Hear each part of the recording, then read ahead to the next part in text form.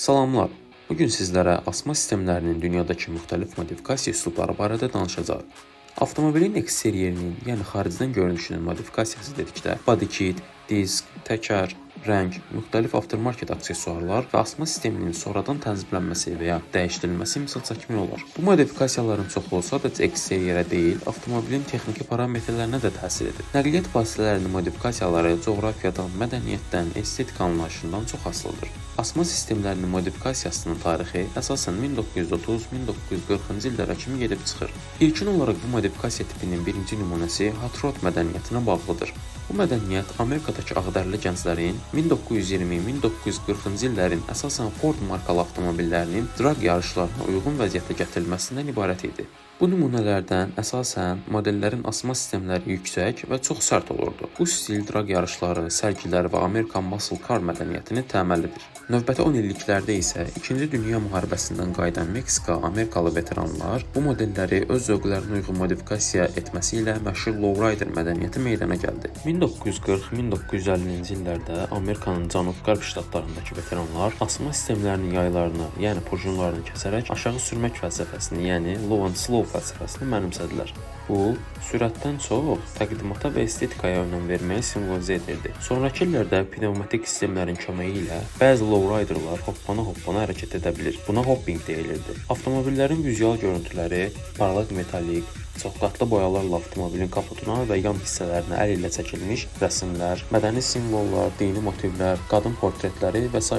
çox diqqət cəlb edici idi. Lowrider avtomobilləri bir avtomobildən çox bir bədii əsər və mədəniyyətin daşıyıcısıdır. Bu maşınlar sahibinin fərqli zövqünü, etnik kökünü, dini inancını və dünya görüşünü ifadə edir. Lowrider mədəniyyəti musiqi ilə sıx əlaqədardır. Maşın sahibləri əsasən old school funk, West Coast hip-hop dinləyicisi olur. Bu musiqi zövqü Lowrider avtomobillərinin kliplərdə nümayiş olunmağının səbəbləridir. Bu gün Lowrider mədəniyyəti yalnız ABŞ-da deyil, bütün dünyada yayılır. O cümlədən Yaponiya, Braziliya, Avropa və hətta Rusiya. Dünyada bir çox Lowrider klubu və cəmiyyəti mövcuddur. Hər il Lowrider Super Show kimi festivallar təşkil edilir. Əsas nüanslar ortaq olsa da, hər ölkənin də özünün bu mədəniyyəti yaşatma tərzi fərqlidir. Məsələn, Yaponiyada ən ciddi və hörmətli Lowrider klubları var. Hər detalı orijinala uyğun edilir. Meksikada ənənəvi mədəniyyətlə harmoniya içərisindədir. Bəzən dini simvollarla zəngindir.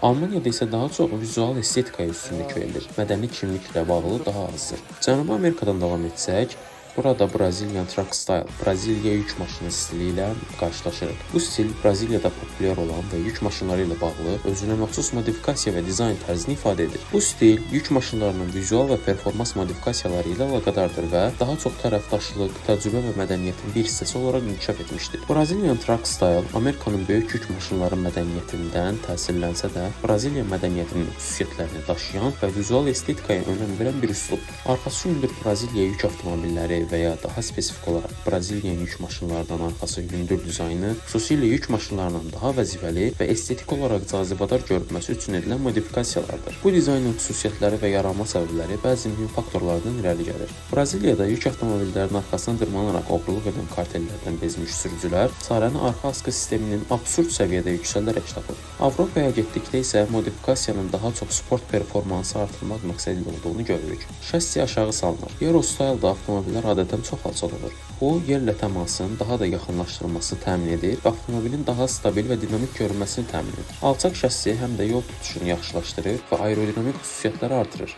Minimalist estetik. Eurostyle-da çox vaxt sadə, təmiz və səliqəli dizaynlar üstünlük təşkil edir. Əlavə bəzəklərdən qaçılır, bunun yerinə avtomobilin təbii gözəlliyi və axcılığı ön plana çıxarılır. Təhlükəsizlik və funksional dizayn əsasdır, amma bu, mütləq estetik cəhətdən gözəl olmamalıdır demək deyil. Ölkəmizə gəldikdə isə modifikasiya mədəniyyətinin digər ölkələr nəzərdə zəif inkişaf etdiyi müşahidə edilir. Buna baxmayaraq, 2000-ci illərin əvvəllərində yaranan Azalov mədəniyyəti ölkədə xeyli yaygınlaşıb, bəzi xarici coğrafiyalarda da tanınır. Azalov stilinə çoxumuzun bildiyi kimi ən əsas nüans avtomobilin qabaq askı sisteminin yüksəldilməsi, arxasının isə endirilməsidir.